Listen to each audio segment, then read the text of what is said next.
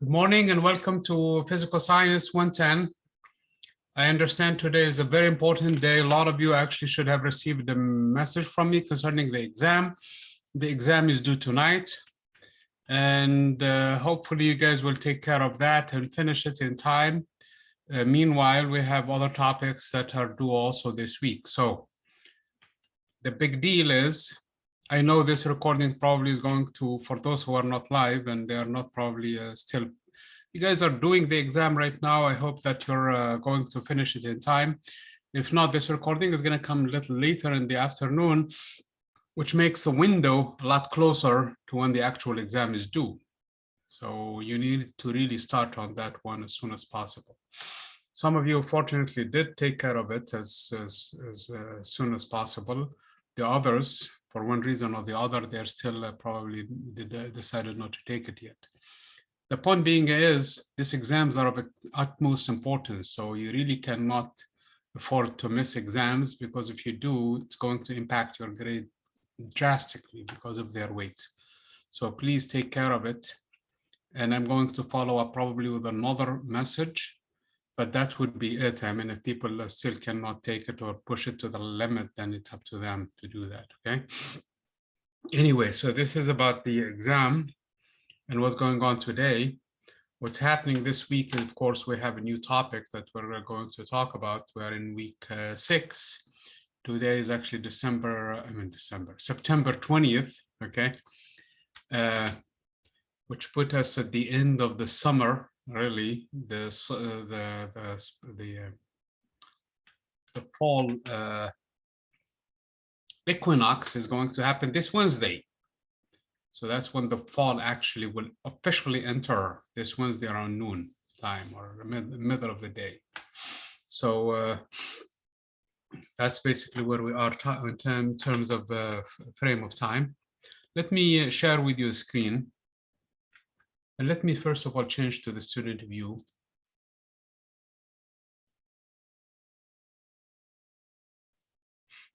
Okay, so I'm in the student mode, and let me minimize these windows.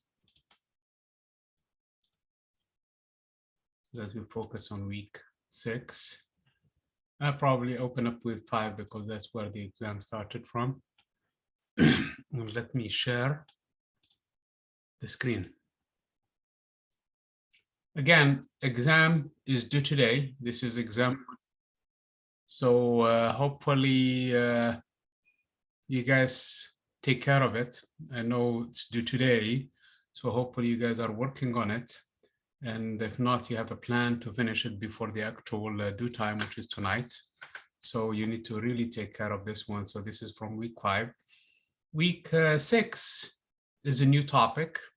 Again, you've seen basically this format more or less now, so you're familiar with basically what to expect with every model. Okay. The main thing is, of course, the objectives for this week, and I'm going to talk about them. What are we going to be covering this week? I'm going to also, this is the review from what is important, basically, in terms of concepts from last week. The terminology also, and basically the key concepts are actually summarized in this page. The recording for today is going to be put in here, and the discussion items are going to be put in here, okay? For those who are watching it recorded, they already must have reached at least this point in here in their review of the materials. This week's basically PowerPoints or the summary of the chapter is in here also. So that's for you. And then I'm going to talk about the homework, which is assignment from the previous unit, okay? And that's basically in a nutshell how this one in here. And of course, you can see that I have the plan at least for 2 weeks ahead. But the point in here, this is where we are. So let me open the objective. And in terms of this week, of course, the new assignment that we have this week is the homework assignment. You really have to follow the instructions. I'm going to talk about that. And in doing so, you have, you will receive your full grades, okay? I'm going to talk a little bit of an issue that I have seen in the past, not so much in your class, but hopefully it doesn't appear in here. And that is do not use Google Docs. I mean, you can use Google Docs for your own workings, but do not share them. Share the link on Canvas, because if you do so, you really had to grant me permission to access that file, so that I can leave Canvas, go to where the file is on Google, access the file, and come back to Canvas. Here's the problem with that. Down the road, you may have a question about an assignment, the way it was graded. And if, for example, you have an issue with your credentials for that Google account, we lost trace of how that thing was done, okay? We cannot really access it. I cannot access it for sure, okay? We really need to have the document on Canvas. So, and when I'm saying what I'm saying in here, it's not just true for Google Docs or Google anything outside of Canvas really need to be brought in. The way you do it for Google Docs, all you have to do is go to the file and save. And when you save it as, it's going to give you the option as a PDF. So when you're done with your Google Docs, you insert everything, save it as a PDF file to your desktop, somewhere in your desktop, doesn't matter, and then grab it from there and upload it to Canvas. That way we have a permanent record for it here in class. And if in case there is an issue, we already have a file there and there that we can consult, and it's going to be permanently associated with your work, because this is one of the things that you have. So it's very important, and we're going to talk about this one when I get into the homework assignment. Before I talk about that, this is the content for this week.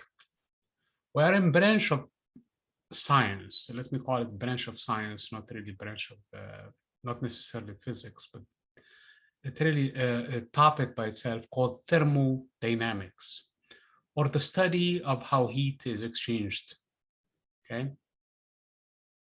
Thermodynamics happened to be a science that was actually invented by an engineer. The engineer's name was Sado Carnot. In 1825, I think around that time, he was an engineer working for the French army on trains, and he asked one question as an engineer. The question he asked was, what is the most efficient engine? Remember, at that time, you had steam engines that were basically running out of heat. So what you do, you have in a chamber, you put coal or you put wood or whatever to steam, and there is a big boiler room where there is a lot of fluid, there is a lot of water actually, and you steam it. As the steam comes up super hot and escaping, it drives basically a wheel, and that wheel at the end transmits the motion all the way to the wheels underneath, and the train starts to move, okay? So those are basically the process with which they move. So he was wondering, what makes a good engine? Is it, instead of oil, for example, water, could I replace it with oil, or could I replace it, for example, with, I don't know, alcohol, for example, or another product other than water? Would that make a difference? Can I change, for example, the boiler, instead of making it out of iron, can I probably make it out of, for example, aluminum or some other materials? Would that make a difference? Okay. So instead of wood, could probably coal would make, coal would make a little bit better difference.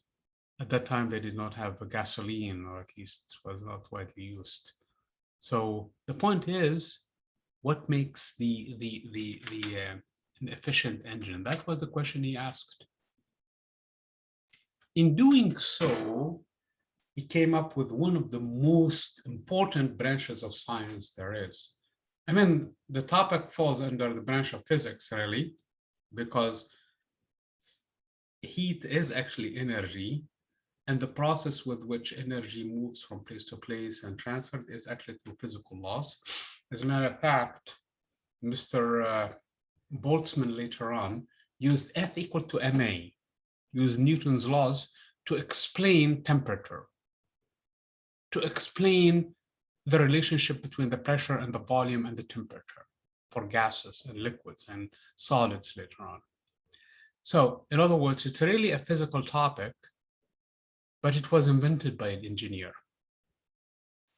Here is the story, though, it doesn't end there. The trouble with this science Probably I should stop sharing because I'm still getting into the introduction. The trouble with this science, yes, it started as by an engineer. Yes, it's taken over by physicists and became part of the physics topic. It has applications immediately in chemistry because chemical reactions either require heat or provide heat.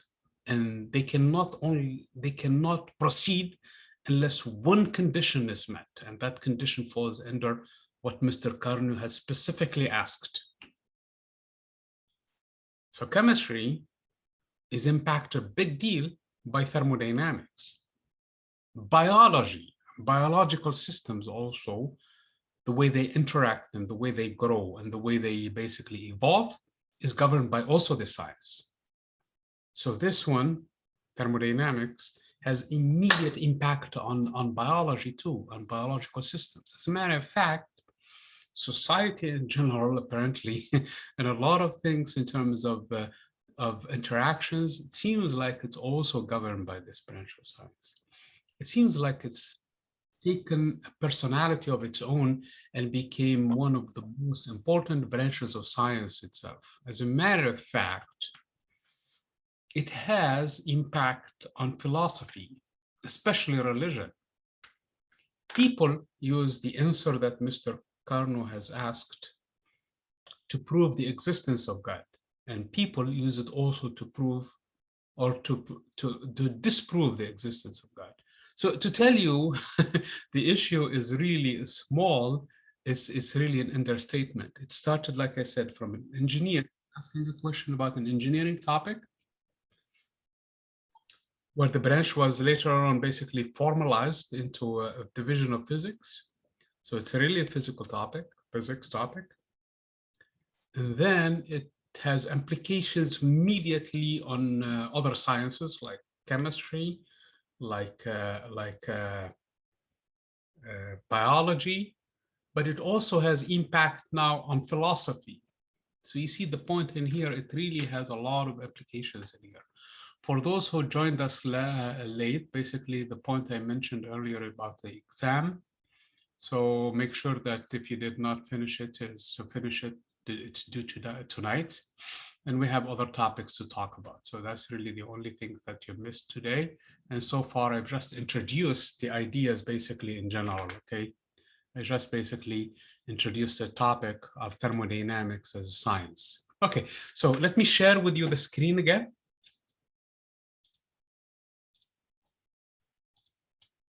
So this is where we were about this one. Obviously, for some of us sitting in this class, all I care about is just tell me what I need to know to pass the class. That's fine. We can do that too, okay?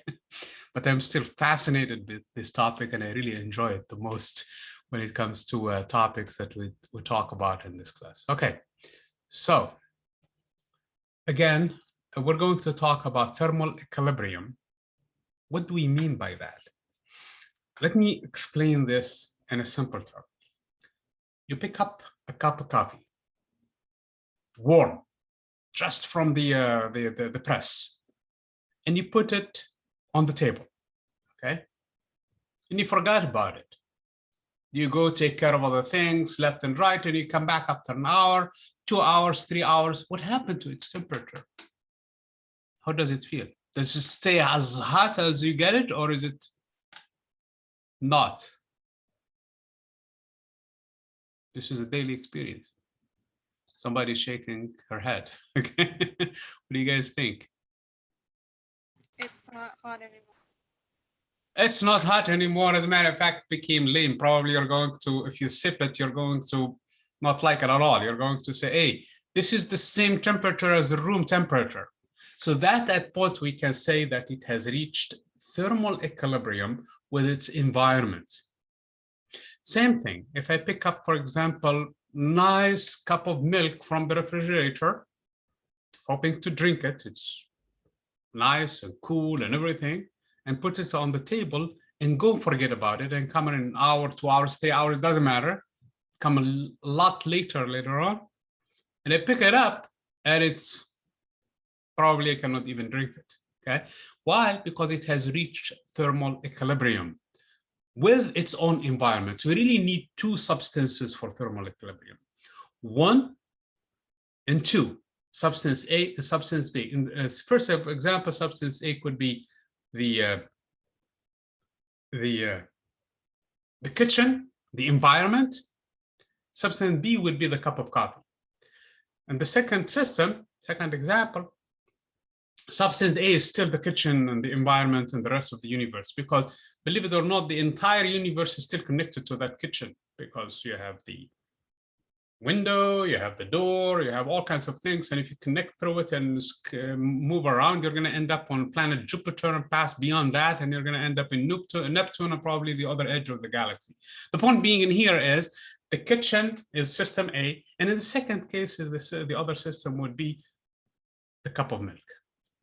They would reach thermal equilibrium if I don't feel difference between them. They are the same thing. That is what we call thermal equilibrium. You need contact between them, though. Heat must flow from one to the other until they reach thermal equilibrium. In the case of cup and the environment, heat will leave the cup and end up in the environment.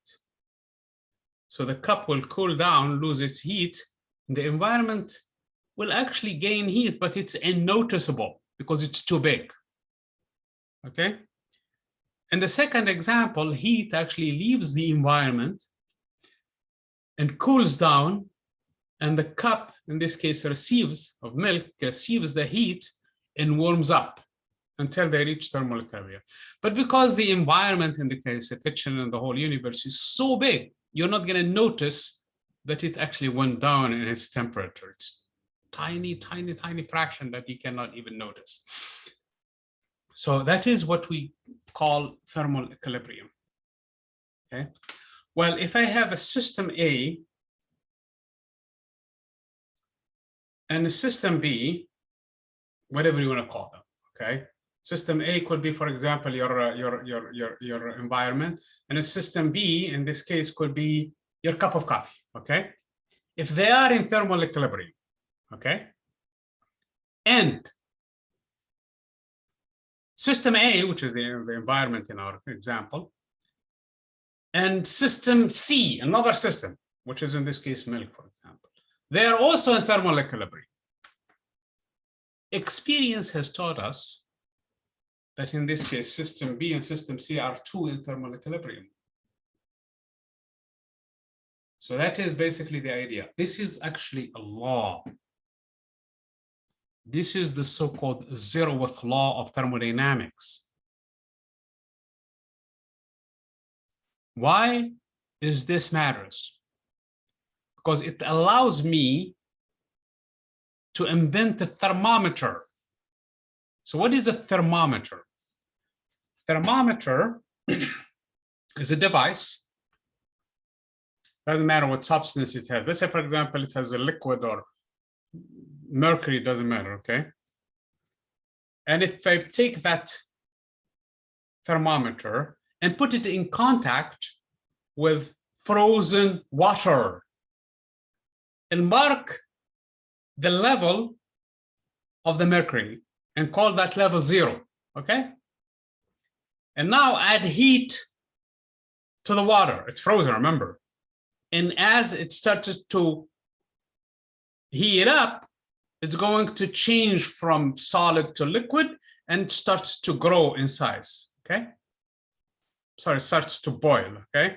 So its temperature starts to, it doesn't grow. This one grows though. The mercury starts to grow because they're in thermal contact, thermal equilibrium. They're in connection with one another. So if this one heats up, the other one heats up. And as the water starts to heat up, I notice also the needle on the mercury starts to grow to a point where the water starts to boil.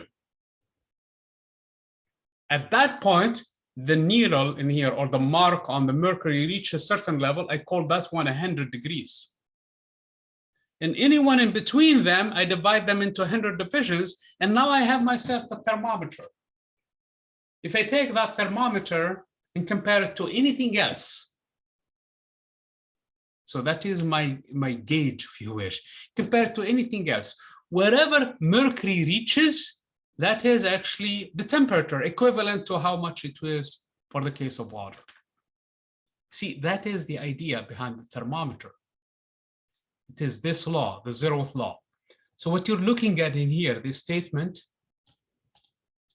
it says if two systems are in thermal equilibrium with a third system, they are mutually in thermal equilibrium. And the third system in this case would be your thermometer. So let me stop sharing that screen.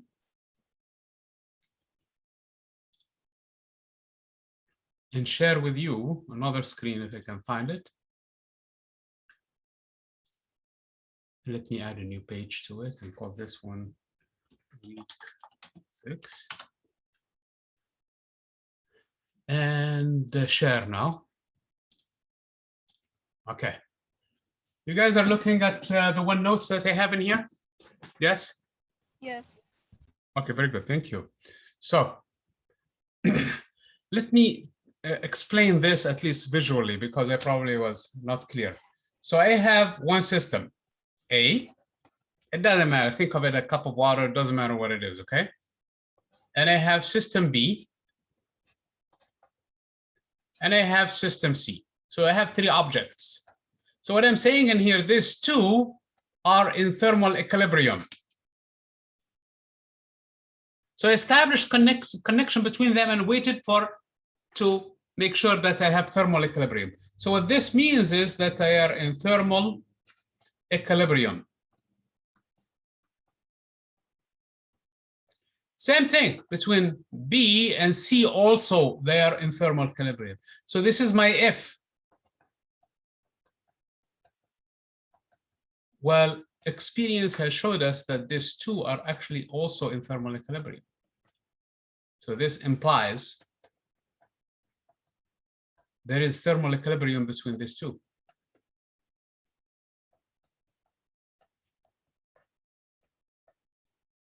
Okay, so this is basically what this means. Okay, so this is the 0th law of thermodynamics. Let me then call this one a thermometer, gauge it, and this is, for example, the case of water. I know when it freezes, I'm going to call this one 0 degrees. And when it boils, when this one, there is too much heat added to it, now it's boiling, I'm going to call that one 100 degrees. And the divisions are, of course, from 0 to 100. Somebody else didn't like these numbers in here, and they called where the water freezes as 0 degree Fahrenheit, no, 32 degree Fahrenheit, I'm sorry. And then when the water boils, it's 212 degree Fahrenheit, okay? It's the same points, but instead of having 100 divisions in here, they have 180 because 212 minus 32 is 180, okay? So it's finer. This is too many of them, 180. This one is wider, the space, because this one is 100 minus 0, and that is exactly 100 degrees. It's still the same thermometer, but somebody likes to express in Fahrenheit, somebody likes to express in degrees Celsius, okay? So that is basically the idea behind this thing in here. So it's still the same thermometer. So in order for me, and those are the usefulness of the other 2 relationships that are shown in there, to find the temperature, what is the, I need to convert because it's the same point. Let's say, for example, this one happened to be this temperature. I don't know, 80 degree Celsius. It's probably 170 degree Fahrenheit. I don't know, I'm not sure, okay? Probably should test this one. So I need 180 degrees Celsius, which is very high temperature, by the way. It's extremely high, okay? This is the temperature if you get raw milk from a cow that you need to bring it at to kill whatever germs in there, okay? It did not boil yet, but it's a high temperature, okay? So how much temperature in Fahrenheit that is? Well, in this case, I can tell you that this is 100 divisions corresponds to 180. So what I do in this case is I have 100 over 180 times the difference in temperature times in here the temperature, which is 80 degrees. And I add to it 32 degree Fahrenheit. because the reason why I add to the 32 Fahrenheit, because this is shifts by 32 from the 0. So this should give me the number of how much. No, do I do it wrong? I did it wrong. I have to divide 180 by 100 and add to it, because there is 180 for each 100 divisions in here. So since I already have up to 80, so I have to have 180 divided by 100 and multiply by 80 and add to it 32. So how much is this going to give? Does anybody have a calculator with him or her? Let me try it quickly here. Divided by 100. Okay. And multiply that number by 80. And add to it 32. Well, it's not 170, it's 176, which is close enough from what I was thinking, okay? 176 degrees Fahrenheit, okay? So this would correspond to 176 degrees Fahrenheit. It's the same substance. That's the key that I want to make sure in here. So the conversion between a scale to a scale is just it's the same substance. So if somebody tells you the temperature is 80 degrees Fahrenheit, they mean with it probably another, I don't know how many degrees, and it's probably 27 degrees or 28 degrees or 26 degrees Celsius, and vice versa. Okay. So this is basically conversion rate. So let me go back into the, there is another important scale, which is also followed from this one, which is the Kelvin. Kelvin scale is another important scale that we have to remember. So a Kelvin scale, temperature in Kelvin is the same temperature in degrees Celsius, except you add 273 to it. And we will see where that 273 is coming from. Okay. Caution, warning.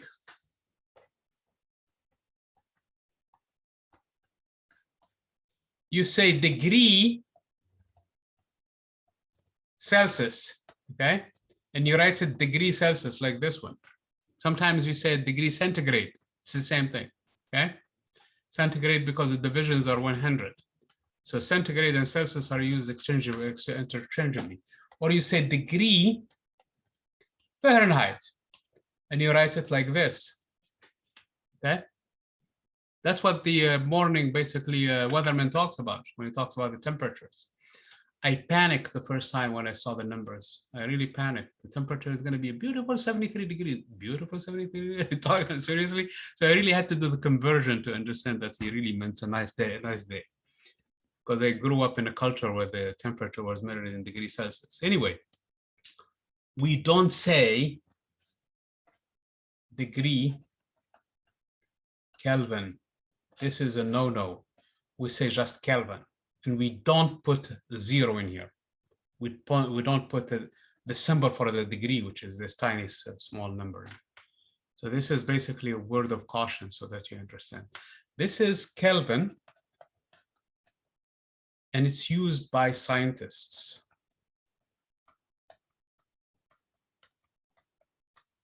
As a matter of fact, a lot of laws that we're going to explore, you really have to use the Kelvin. You cannot use neither of these two. Okay. One famous law that we're going to explore is P, which is the pressure, times V, the volume, is equal to a number of moles. If you took chemistry, you know what this is, okay? If you didn't take chemistry, don't worry about what this means, okay? It's just a number. 1, 2, 3, 5, 7, 12.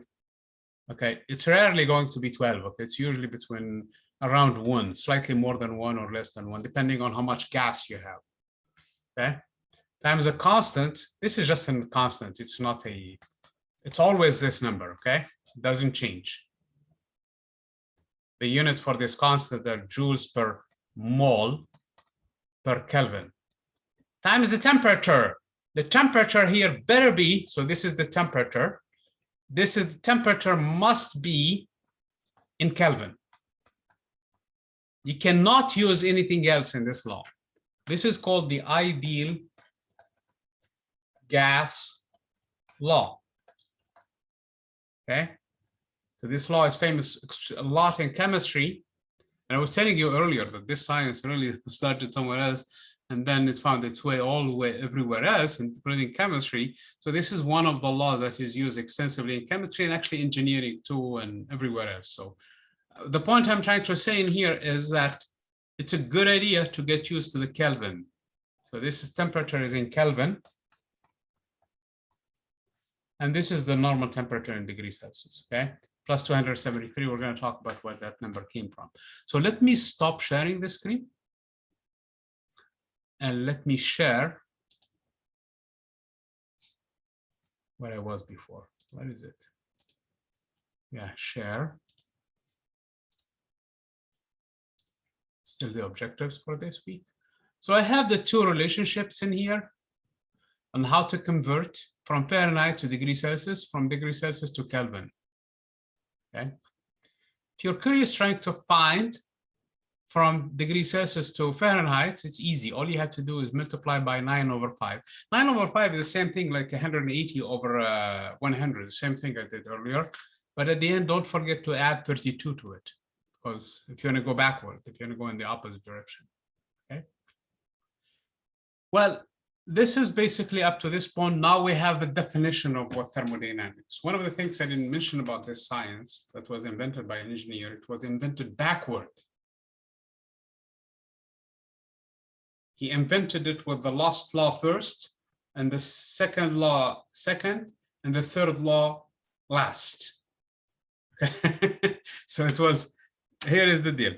He came up with a law, which later on he called it the law to explain the most efficient engine.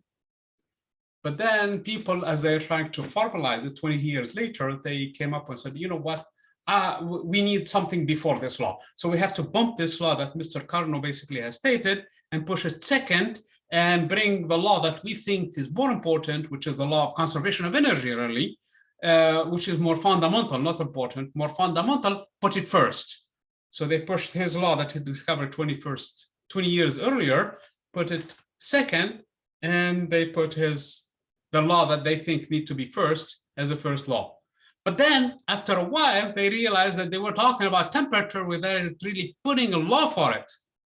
So they said, okay, that law about temperature that is needed for actually the first law and the second law need to be before all of these laws. So they didn't find any room for it, because at that time, the first law and the second law were well known. So instead of pushing everything, bump them basically one step more and call the first law third law, the second law keep it second, and the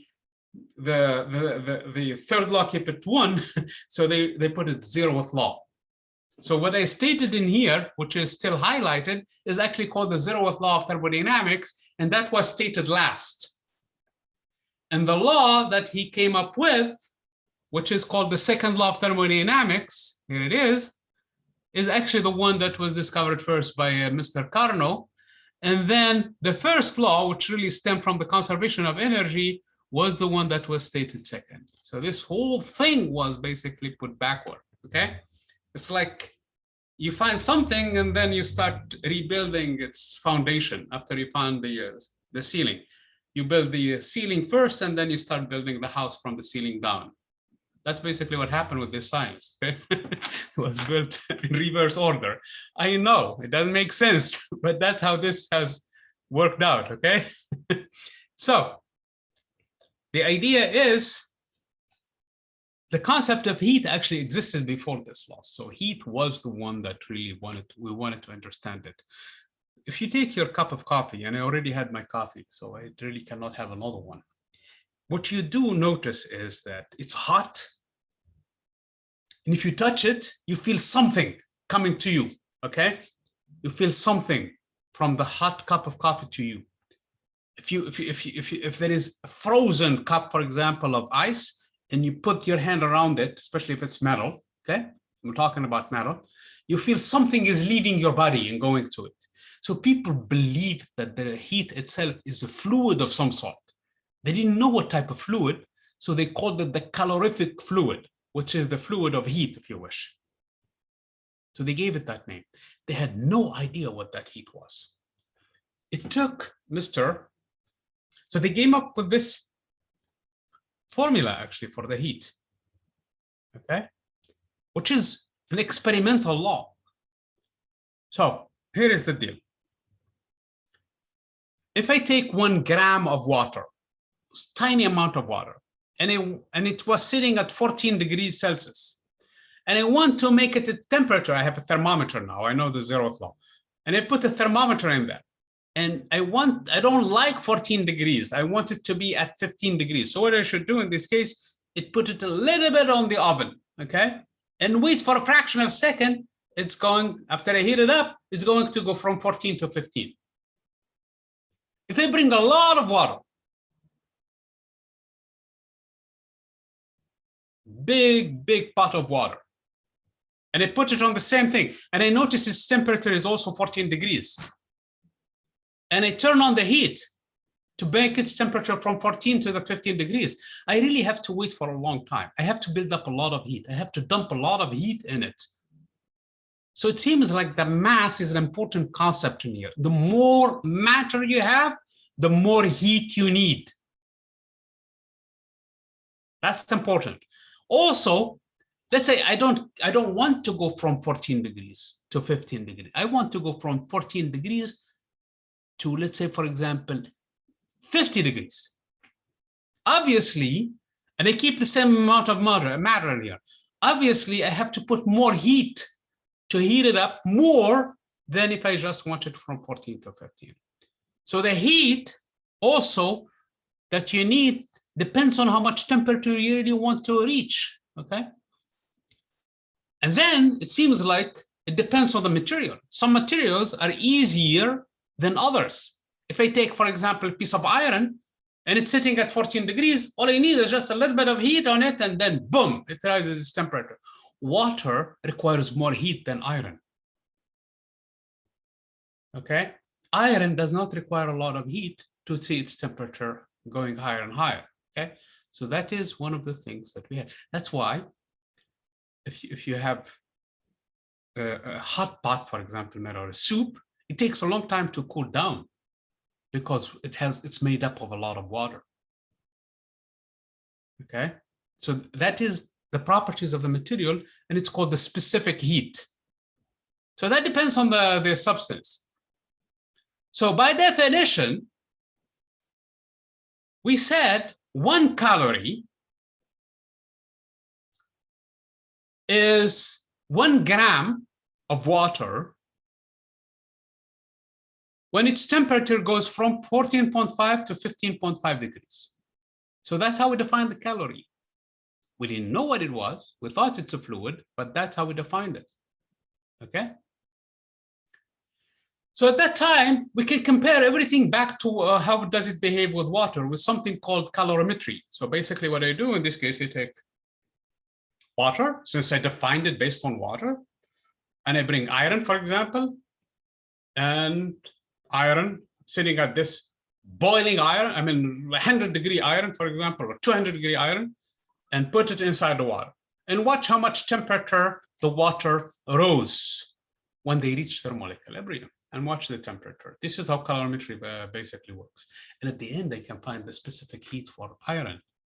Turns out to be a small number, because if the iron is sitting at 200 degrees Celsius and I put it in water, the temperature of water rises, but not much, because water has a high specific heat.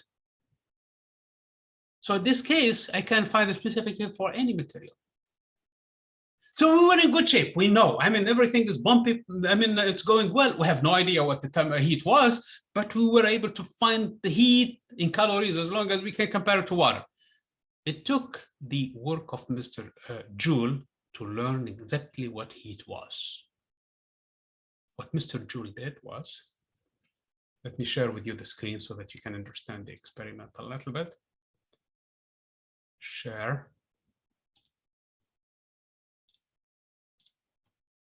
So here is the apparatus for Mr. Joule, okay? That's why he became famous. And that's why this unit bears his name, by the way. J stands for Joule, okay? And the unit for energy is Joule. Okay, that's in honor of Mr. Joule. So this is what Mr. Joule did. So Mr. Joule, what he did was he took water, since we know how to deal with water, put it with thermometer in here. So think of this one as thermometer that can measure the temperature. Okay. And he had so there is a liquid in here. So, and he had a piston in here that can spin with flops in here attached to it. So if this spins, those flops will turn the water, okay? And he attached a string in here. And this string is going through a pulley, and the pulley system has a mass in it. So the mass, M, it doesn't matter, okay? Let's say, for example, 100 grams, okay? And if it drops a certain distance, it's going to have kinetic energy when it drops in here. How much kinetic energy depends also on how much potential energy. So let's say, for example, for the sake of argument, it drops 1 meter, okay? Well, I know the weight is 100 grams, which is 0.1 kilograms, because all I have to do is divide by 1,000, times G, I'm going to take it roughly to be 10 meters per second, times 10, and the whole thing is times 1 meter. This is exactly 1 joule. At that time, the joule was not known, so people used 1 kilogram meter second per second squared. So we know exactly how much energy there is. While it fell here, it brought down with it the string spun in here in this system, and in doing so, it turned this whole thing and made the water agitated. And as the water agitated, its temperature rose. Okay. Since I know how much water in here, the mass of the water, I know it. Since by definition, I know the specific heat, and since I can measure the change in temperature, I can find how much Q is in calories. Okay. Since I can do that experiment, I can find how much this calorie will correspond to this many joules. It turns out that 1 calorie is exactly 4.18 joules. Okay. So this is how we found the calorie. Let me finish the spelling of calorie. There are 2 calories. This is another warning in here. There are a bunch of warnings in here, okay? This is actually discussion item of today, one of the discussion items.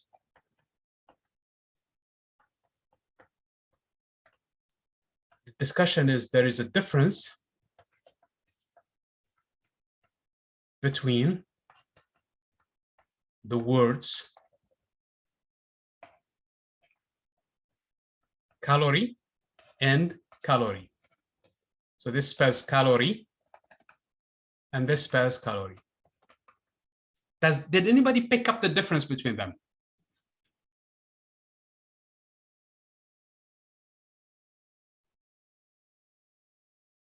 It's all about the way I wrote them.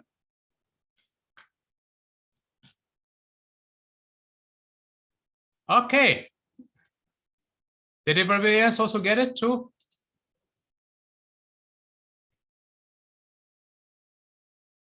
It's only one person in here? We have more. The lowercase c and the capital C. Absolutely. Thank you very much. Have a nice day. Okay.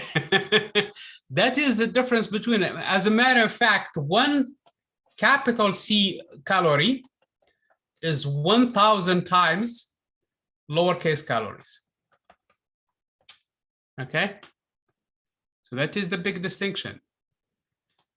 In food, they use capital C calorie. That is what they should use. So it's a lot of calories, by the way. So 1 calorie is 4,180 joules. Whereas 1 calorie is 4.18 joules. You have to know which calorie you're talking about. So if the hamburger that you had for lunch, or you will have for lunch, in a few minutes has 480 calories.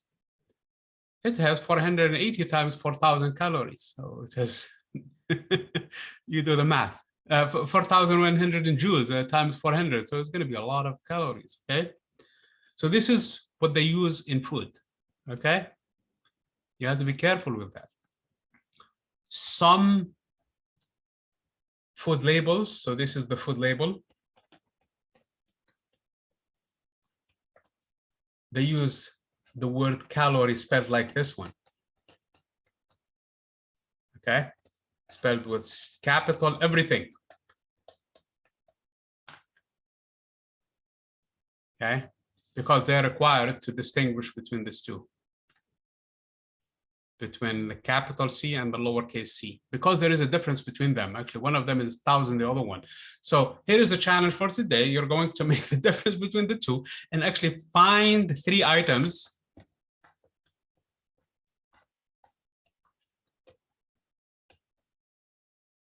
in your kitchen or in the where you go shop or whatever with the label and tell us how is it spelled. Is it capital calorie, capital C calorie, or is it the whole thing is in calories? Those are the 2 that you're going to find. Or is it everything lowercase like this? If you find it like this, it's a warning. I really need to know about that food, okay? If everything is lowercase, this is a problem. So you're going to look at 3. Does everybody understand the prompt or not?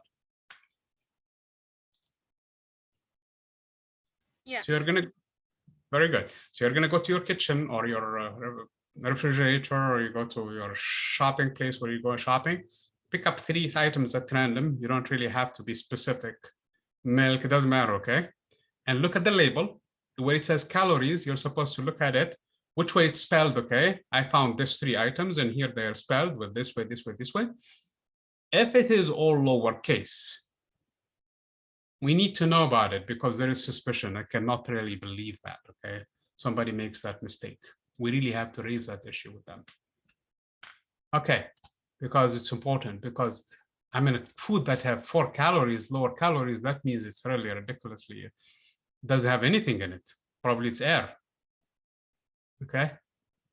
Maybe hardly anything in there, okay? So we have to make sure that they're spelling it correctly and not cheating us, or at least not making a mistake if we want to give them the benefit of the doubt. Okay, so let's continue the topic. Somebody is already digging in the refrigerator. Okay, okay. So we still have more topics, okay? This is not the entire item. Okay. So I already mentioned the 2 laws of thermodynamics, the second law and the first law. The first law really deals with the how heat is related to the internal energy of a system. It seems like 2 ways for me to add energy to a system, either by adding heat to it, like what you do, for example, when you're cooking. All you're doing is dumping more and more heat to your system, to your soup, for example, okay? Or you could be compressing it, adding work to it, adding energy in the form of work, basically. So those are the 2 ways of adding a system energy to a system. The other way around is true. A refrigerator, what it does is it takes heat from your substance and dump it outside. That's why if you go back behind the refrigerator, you'll find it warm, because it's taking heat from the thing that is already cold. You put a nice cold drink in there, or a drink there, and it's going to extract heat from it continuously until it brings it to a temperature that you have set it up on the refrigerator, okay? At that point,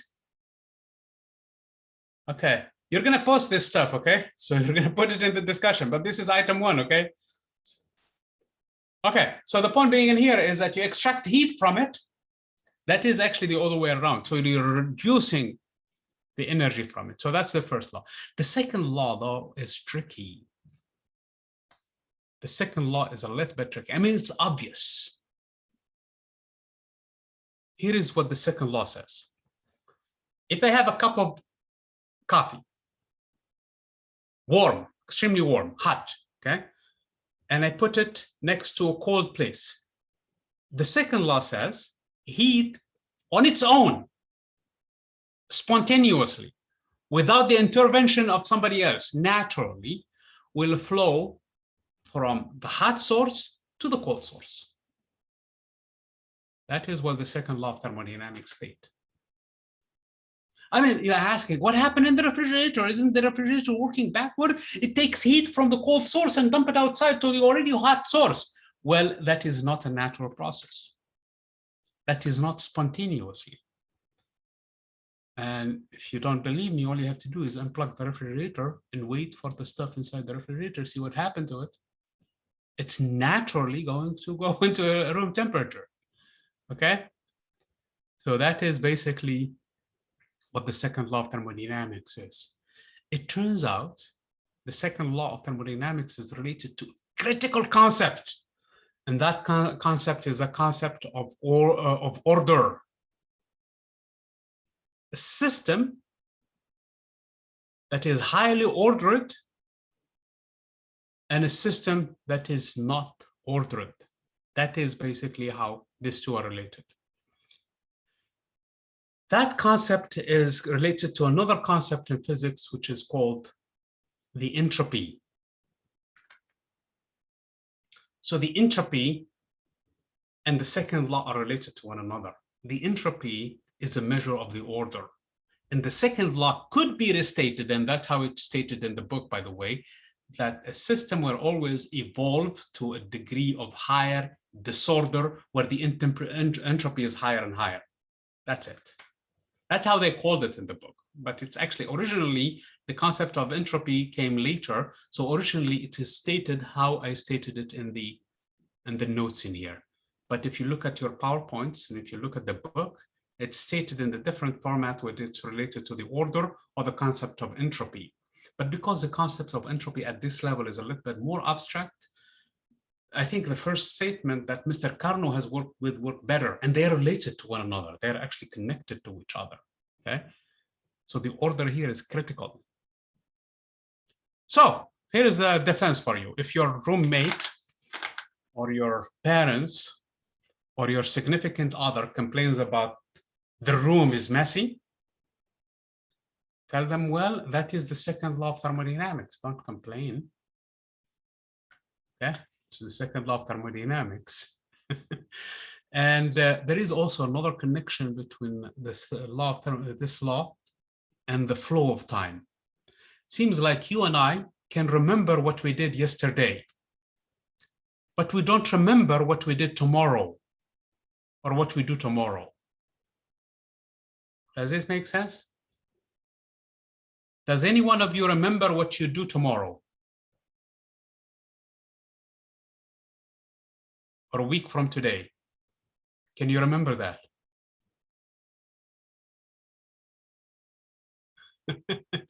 Nobody, no, you cannot know what is going to happen an hour from now. You cannot remember that. You have no clue of how it looks like.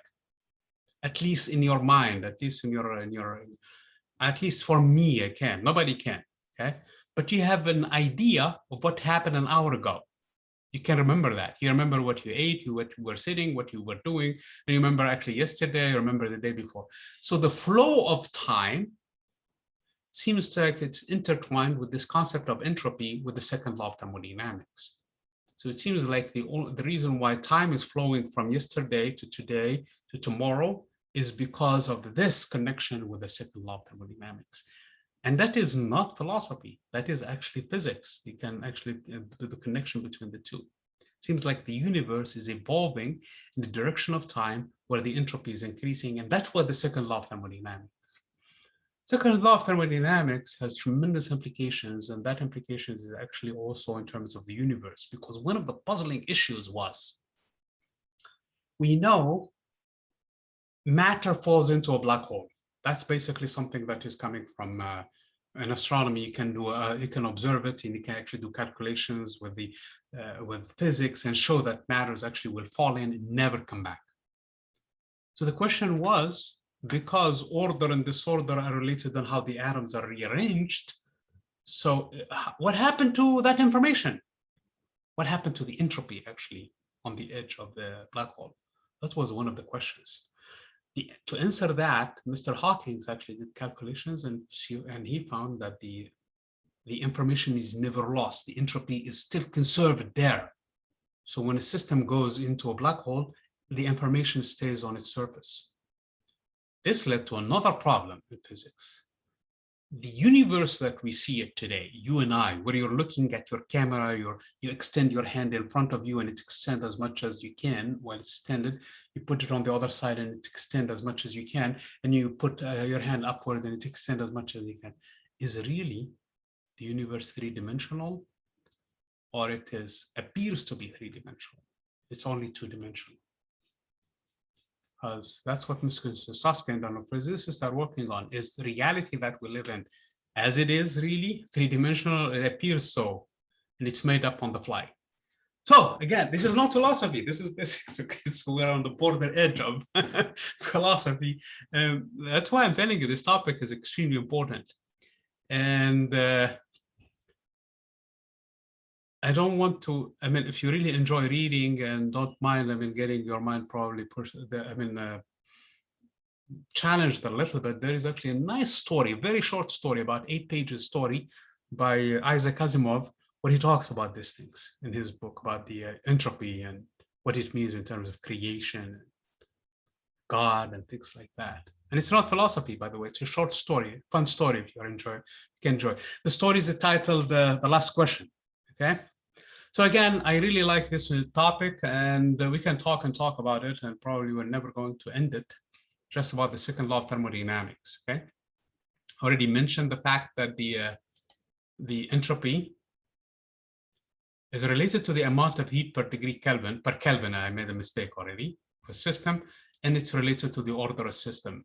And it's actually related to the information also, because the way system is ordered is the information. Here is what I mean by that. Take, for example, your cup of coffee, which is made out of ceramic. No coffee in it, just the cup of coffee. And if you drop it from a certain height, it's going to shatter. Okay, yes? And if somebody is recording that and posts it on YouTube or send it to you, then there is no problem with that. You have no doubt that this is realistic. Of course, it happened. The cup fell in and shattered into multiple pieces. But if the person plays the movie backward, and you will see the pieces coming together and becoming a cup again, a hole again, and then coming into your hand, okay? Then you know it's fake. You don't need to wait for Mr. Trump to tell you it's fake news, because this is really fake, okay? You can see that there is no way that a cup that is multiple pieces come together and basically become a hole. So in this case, you know that in this case, it's not true. In terms of energy, there is absolutely no reason why this is not possible.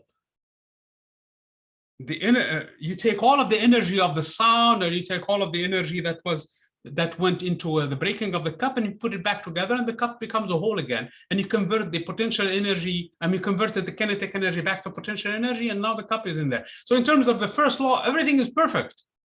But in terms of the second law, which is the entropy in this case, and the disorder, it's a violation. That's why you don't believe it, and that's why you shouldn't. Okay.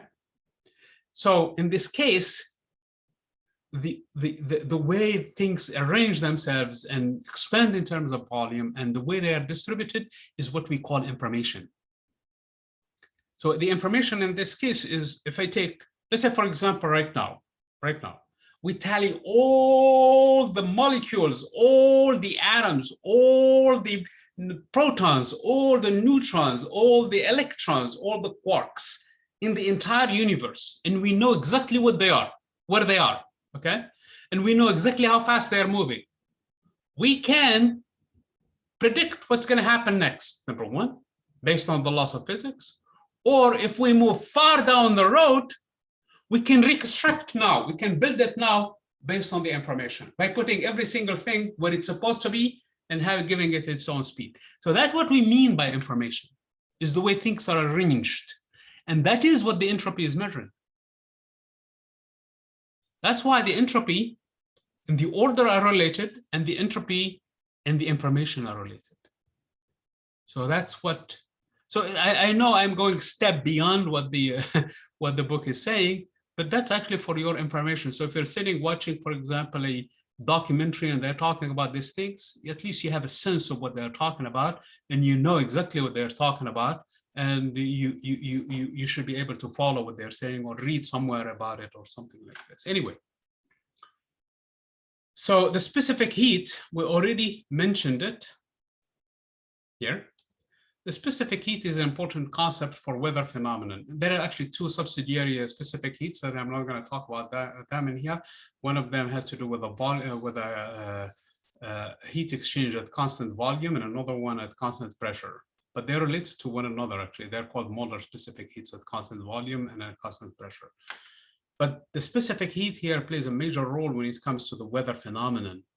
Okay, we'll talk more about thermal expansion for the next unit, but the specific heat for water is very important. That is why near the oceans appear to be regulating the weather around them because of the high specific heat. So during the day, the temperature is rising on land more so than the ocean. And the ocean does not keep up with the temperature, does not increase, because it requires a lot of heat for its temperature to increase, whereas the land does not. So the land is hotter, and in this case, because air flows from the cool, from this case, the hot to the cool, so it's going to basically bring a breeze with it, okay? And vice versa at night. So when it cools down, the land cools down faster, and the ocean does not cool as fast. And in this case, the breeze will reverse direction, okay? So there is always a flow of heat, a flow of air, in this case masses, to regulate the temperatures, whereas in the inlands, it's not possible. The temperature drops down drastically at night, or in the winter versus the summer, or in the night versus the day, okay? So that is because of the high specific heat for water. Okay, so this concludes basically the topics of importance that we're going to be covering through this week. So hopefully you guys will go through them in the book, the notes from the PowerPoint. I still have a homework for this week that we really need to discuss. We still have time, okay? So the homework is in here. So again, it's pages 144 and 145, and it's these problems from the book, okay? And you have the due date when it is. Okay, I mentioned the fact that please do not use Google Drive. If you're gonna use it, convert it to PDF. I mean, you can use it. As a matter of fact, go ahead and use it, but at least send me the PDF and post it on Canvas. Here is the deal. So if you come in here, start the assignment, and you come in here and you give me the link, I'm not going to do much with it. I cannot see what you have from Google Drive. Or you come in here into text entry and do the same thing. Okay. Please do either a text entry, step by step, that's fine. And I've seen many of you do that. Or do a file upload. Okay, find the file, convert it, and send it to there, okay? So that is really what I want to say in here. So let's look at these problems in here. And I'm going to talk briefly about them, okay? So if you think I need to expend time about them, please let me know. Make sense? Yes. Okay, very good. So the first one in here is your friend of mass 100 kilogram can just barely float on fresh water. Calculate the approximate volume of that person. So here is the deal. Your friend, we know his mass or her mass, okay? She's 100 kilogram, about 200 pounds, okay? And that person goes to the water and barely float. That means that at that point displaces his or her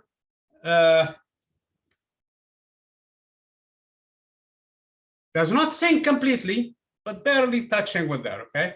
So calculate his or her volume. He or she must displace at least the same volume. In this case, they must displace the same volume, first of all. There's a question about it. So that's how we find the volume. But in this case, the force of buoyancy is equal to the weight of the person. That's why they stay buoyant. Okay? That's why they don't sink. If their weight is more than the buoyant force, then in this case, they would sink. If they will sink completely. If their buoyant force is much, much larger, then in this case, they were going to stay afloat. Okay? Since they're barely in this case, so in this case, we don't want them to sink. We don't want them to die. That's why, okay? So they're barely afloat. So in this case, they have their nose just above the water, but everything else is probably underneath, slightly underneath. Then in this case, they must have the force of buoyancy must equal to this one. So how much water they need to displace for this one? They need to displace 1,000 newtons, because remember, 100 kilogram times 10, that should give me 1,000 newtons in terms of force. So the buoyant force is 1,000 Newton, the weight is 1,000 Newton, and they cancel one another, okay? So how am I going to get 1,000 newtons of water? Well, in this case, it's easy. 1,000 newtons of water is 100 kilograms of water, basically. Then I need to know how much, what is the volume for 100 kilograms. I know the density of the water. The density of the water is 1,000 kilograms per cubic meter. Okay? So that's what you need for this problem. Okay, let me probably share with you the notes. I guess we should probably go a little bit more. Or you're good without sharing any notes? Can you share it, please? Okay, very good. So let me stop sharing this.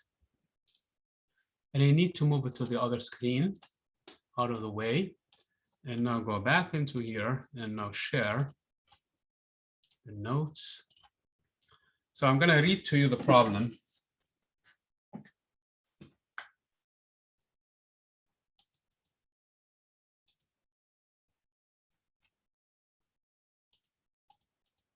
So what we're saying in year 57.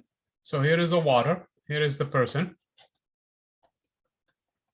So in this case, we said that the weight of this person is 1,000 Newton because the weight is equal to 100 kilograms times 10 meter per second squared. So this is 1,000 Newton. And in this case, the buoyant force must be also 1,000 Newton for him or her not to sink, okay? Completely. So in this case, what I should do in this case is then how much water that gives me 1,000 newtons. Then in this case, the weight of the water now is actually equal to 1,000 Newton, which is actually 100 kilograms. So the water, I need 100 kilograms. So the mass of the water is 100 kilograms, basically, that is needed, that is displaced. So the water was at this level before the person sank in, and now this is the amount of water that was displaced, that was pushed up, okay? That matter weighs 100 kilograms, okay? So that's how much mass there is. Now I know the density, remember the density for anything is just the mass over the volume. So that means that the volume is the mass over density. The density of water is 1,000 kilograms per cubic meter, and the mass that I just found is 100 kilogram. All I have to do is divide 100 divided by 1,000, and that is the answer. the answer, the volume should be 0.1 cubic meter. Make sense?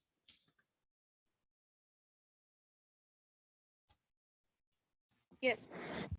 Okay. Okay, let's take a typical number to check if it's true. Here is a person standing, okay? Does everybody like my picture here of a person and how they look like? Amazing, good. So this is roughly about 2 meters high, okay? 1 meter high. I know I'm taking a short person, but it's an order of magnitude. So 1 meter times the area in here, the area in here should be 0.1 square meters. Because if I multiply these two numbers, they give me about 0.1 cubic meter, okay? Well, 0.1 meter squared is roughly what? Which number I should put under square root? It's going to be 0. The same thing. So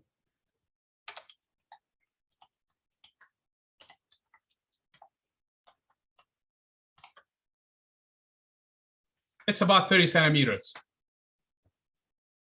30 centimeters one way and 30 centimeters the other way. So that's how a person look like on average, okay? If you look at the extent of his legs or her legs, provided this person is kind of big, because 100 kilograms is too big. I'm trying to see if the number makes sense or not, okay? So this is basically the extent with which that person is standing. 30 centimeter by 30 centimeter by 1 meter roughly. Obviously, people are slightly more than 1 meter, about 2 meters. So this number is slightly less than that, okay? Slightly less than 30 centimeters, probably like this one. So this is the base, which is normal person standing. Okay, we went way beyond the question, but just to give you an idea, always ask yourself, does this number make sense? 0.1 cubic meter, does it make sense? Because when we do problems like this one, we always ask this question. 58 is a little bit more involved. It says in the hydraulic pistons shown, the smaller piston has a diameter of 2 centimeters, the larger piston has a diameter of 6 centimeters. How much more force can the larger piston compared to the force of the small one? So here is the hydraulic press again. So the area in here is A1, the area in here is A2. According to Pascal principle in this case, the pressure is the same, and it's this force F1 over A1 is the same thing as F2 over A2. If I do the ratios from this one, I will find the force F2 simply is F1 times A2 over A1. This is algebra. Because the area is proportional, it's pi times the diameter over 2 squared. So the force F2 would be the force F1 times pi times the diameter D2 over 2 squared over pi times the diameter D1 over 2 squared. Cancel the 2 squared in here and the 2 squared and the pi and the pi. And the ratio of the forces will be that of the square of the diameters. And since one of them is 6 centimeters, this one is 6 centimeters in diameter, and this one is 2 centimeters in diameter, the ratio is 6 over 2, which is 3, but don't forget to square it. So the correct answer should be 9. So it's 9 times more force in here than in here. Okay? So if it's 10 newtons in here, it's 19 newtons in here. That's basically what this is, the question is. Question number 59, it says, on a perfect fall day, you are hovering at rest at a low altitude in a hot air balloon. The total weight of the balloon, including its load and the hot air in it, is 20,000 newtons. You need the density of the air. The density of the air for this problem is 1.2 kilograms per cubic meter. You need this number to do this problem. So here is the balloon.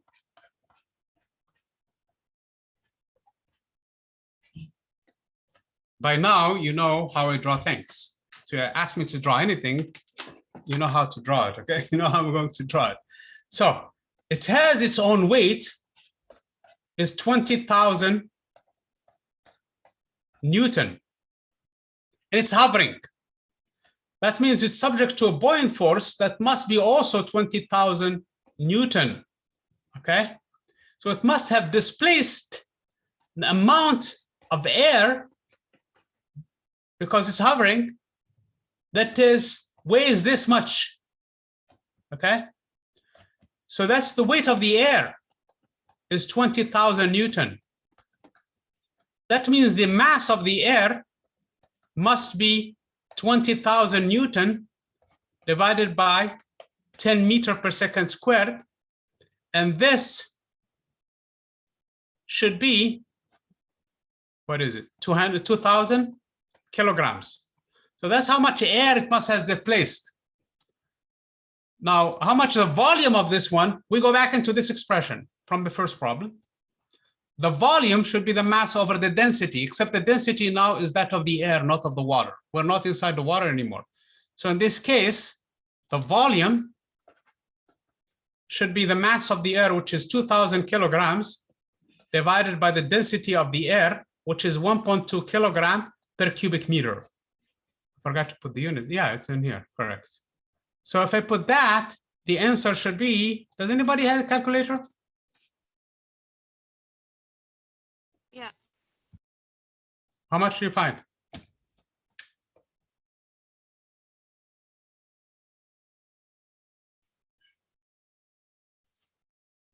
It tells me 1,666. We have two significant figures, so we're going to rough it up because they told us in the book show that the volume displacement is about 1,700. So it's about 1,700 cubic meter. Make sense? Yes. So we're not saying exactly, we're saying about. That's what we're asked to do. Okay. So that's the answer to that. And then what change in pressure occurs in a party balloon that is squeezed to 1/3 of its volume? This uses the other relationship that I mentioned. So PV equals to nRT equals to a constant because the temperature doesn't change. Does not change. So it's a constant. So if the volume shrinks by 1/3, so here is the volume, and now here is the volume. So the volume V1 went down to 1/3 of V1, shrink it to 1/3. So the pressure P1 times V1 must be equal to this pressure times this volume that shrunk by 1/3. By 1/3 or by 1/3? No. So this is 2/3. We're left with 2/3, correct? So it shrunk by 1/3. So that means it's left with 2/3. No, squeezed to 1/3. We're correct. Squeezed to 1/3. So let me read it again and make sure that. But that is squeezed to 1/3 of its volume. So it's true. Squeezed to 1/3 of its volume. So the final volume is V1/3. So whatever volume you have in here. So this, the new pressure. So this number must be equal to this one. So what we're saying in here is the new pressure times the volume over 3 must be the old pressure, which is P1, times the old volume. Obviously, the volume doesn't matter because they didn't give us this one. And the pressure, the new pressure is 3 times the old pressure. So its pressure must increase by a factor of 3, because remember, the pressure times volume is constant. So if the pressure goes down by a factor of 3, the volume goes down by a factor of 3, down to a factor of 3, the pressure must increase by 3 factors to keep the number the same. Because then if I multiply 3 times 1/3, is going to not change. Make sense? Yeah. Okay, good. I like that, okay? Let's explain it. PV does not change.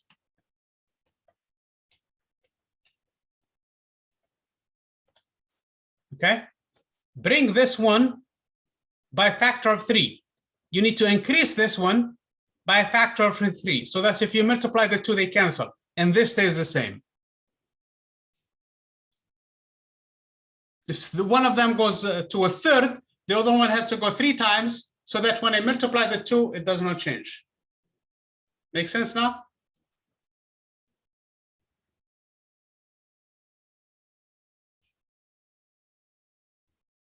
Yeah. Okay. Okay, very good. Let's take a number in here, okay? Because I know some of you are not still convinced. Let's say, for example, the volume was 6 liters, okay?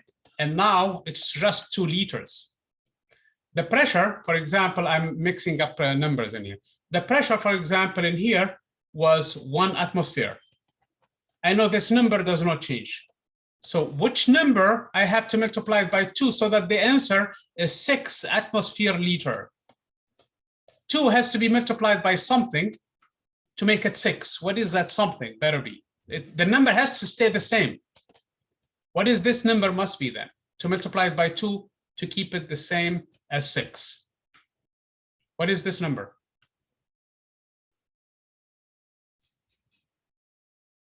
Stephanie, what do you think this number? Something times 2 is 6. 3, correct? So this number is 3.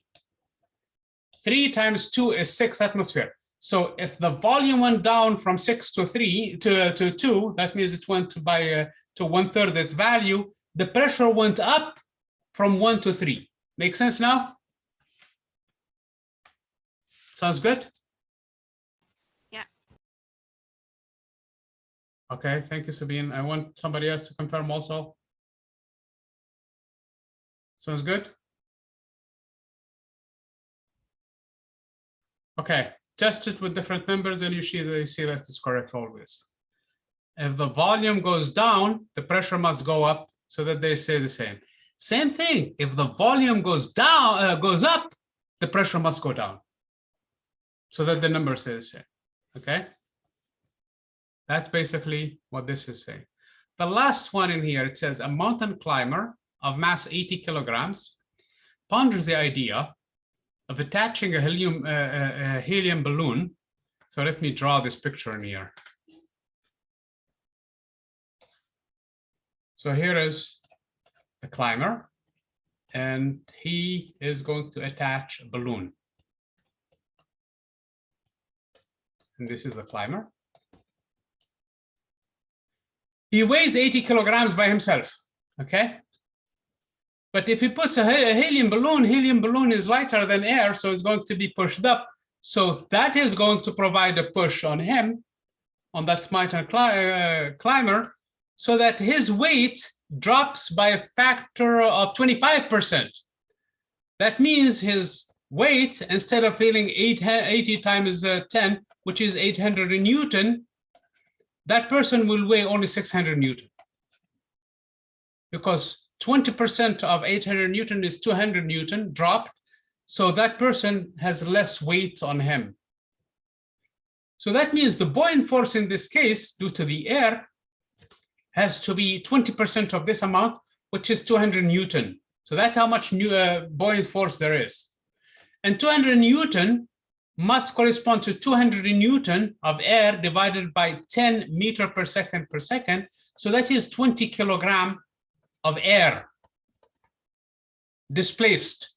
So this has to displace this much air, which is 20 kilogram, okay? Remember the density of the air from previous problem, it's 1.2 kilogram per cubic meter. So for me to find the volume, all I have to do is the volume B in this case of the air.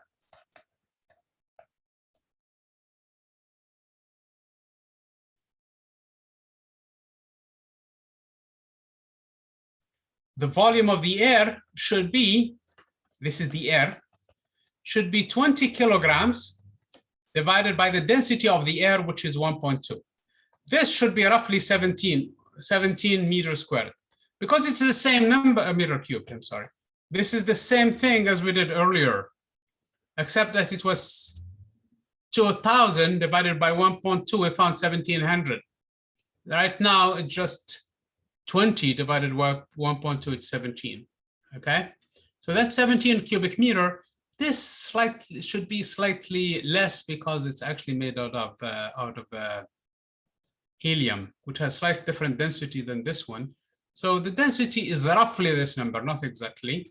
So we found the rough number, and it says slightly more than 3 meter per meter in diameter, because 3 meter in diameter, meaning that the volume is 3/2 cubed times 4 pi over 3. And if you do the algebra, this number, let me put it on a calculator, because this was 4 times pi times 1.5, because that's what the number is, to the power 3 divided by 3. It's actually 14 cubic meter. So if I use 3 meters as diameter, this is actually slightly more than that, because 17 is more than 14. Okay. So in other words, 3 meters in diameter, you're talking about a big balloon. This is not a small balloon. This is a big balloon, okay? This is still not 3 meters. This is still more than 3 meters. I mean, less than 3 meters. So I need to have a huge balloon. 3 meters is basically the size of this room. Maybe less, okay, maybe less, okay? But it's gonna be a big balloon. So he needs a big balloon filled with air, filled with helium, to just expect to drop his weight by that much. 3 meters. Yeah, it's twice this size basically, because this is about 1.5 meters. So it's twice this size in diameter. Okay, so these are all the problems. So we did them in actually detail.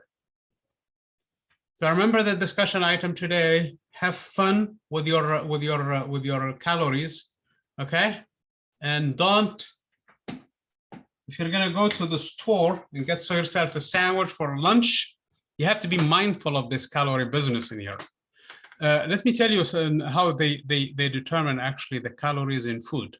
What they do is they take the food and they actually burn it and see how much heat is released from it. Okay, by putting it, for example, and we used to do this in the lab when we would do it in demo in the classroom. We bring Cheetos and burn it, get it in fire, and put it under water, and see the temperature of the water rising, and see how much calories inside that Cheetos were. It's fun. So that's how you determine actually how much calories. So if you take something and put it in your mouth and you eat it, that is how much energy is taking in there. Okay. And you will see that it requires a lot of exercise actually to get rid of it. Okay. So the best diet, as a matter of fact, the best actually way to not gain a lot of weight or to lose weight is actually not to have those calories to begin with. Okay. You see, you come in here for physical science and you get advice on diet for free. Okay. So I can't hear you. I have a question. Yeah. Okay. So I found a packet. Oh, when I was looking over there, from Mexicali, and it said kcal for calories. Okay. So that's good. That is actually perfect. So that means And they are not. Everything with lowercase kcal. Yeah, that is the same thing. Kcal is actually very good, because that means that kilocalories. So that is actually, that's the right way of doing it. Okay. Okay. Very good. Please share this information with us so that at least we think that people are actually putting the labels properly. Okay. There was some tostadas. I just found some tostadas. Yeah. Very good. Enjoy them. Enjoy them. Very good. Okay, so I'm gonna stop the recording and I'm gonna see you guys next time. So let me stop. Please do not forget about the exam today for those who are watching the recording. Yes, I try to make things light during weeks when we have exams, but nonetheless, we have stuff to take care of too. Thank you, guys. I have a question regarding the exam. Yes. Is it open questions like we have to write and explain, or is it multiple? It's mainly multiple choice at this point. You didn't take it yet. You have to really take it. Take it. Okay. Yeah, there is no open questions. The exam is it's the homework that has types of questions where like this ones we did today, where you fill out the stuff and you do them. Sounds good? Yes. Thank you. Any more questions? No, if not, I'm gonna stop Yeah, I recording have and a I'll question.